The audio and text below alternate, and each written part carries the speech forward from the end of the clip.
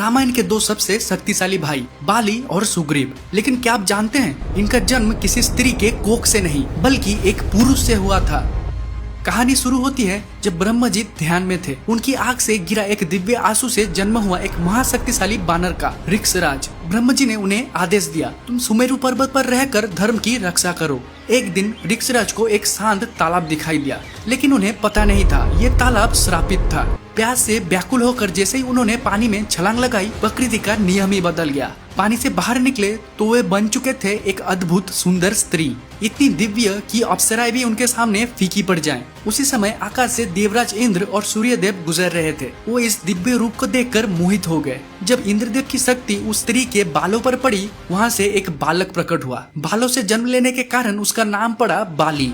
जब सूर्यदेव का तेज उस स्त्री के गर्दन यानी ग्रीवा पर गिरा तो वहाँ से दूसरे बालक ने जन्म लिया, इसलिए उसको कहा गया सुग्रीव। दोनों बच्चों को जन्म देने के बाद वो स्त्री वापस उसी तालाब में उतरी और वो अगले ही पल बाहर निकली तो वो फिर से राजा ऋक्षराज बन चुकी थी। एक पुरुष अपनी गोद में दो नवजात बच्चों को लेकर खड़ा था, जिन्हें उसने स्वयं एक माँ बनकर जन्म दिया था। लेकिन इतना दिव्य जन्म होने के बाद भी क्यों ये दो भाई एक दूसरे के खून के प्यासे बन गए? क्यों बाली ने अपने ही छोटे भाई को राज्य से निकाल दिया और उसकी पत्नी को जबरदस्ती अपने पास रख लिया? अगर आप इस दुश्मनी की पूरी कहानी जानना चाहते हैं तो फॉलो कीजिए और कमेंट में लिखिए पार्ट 2।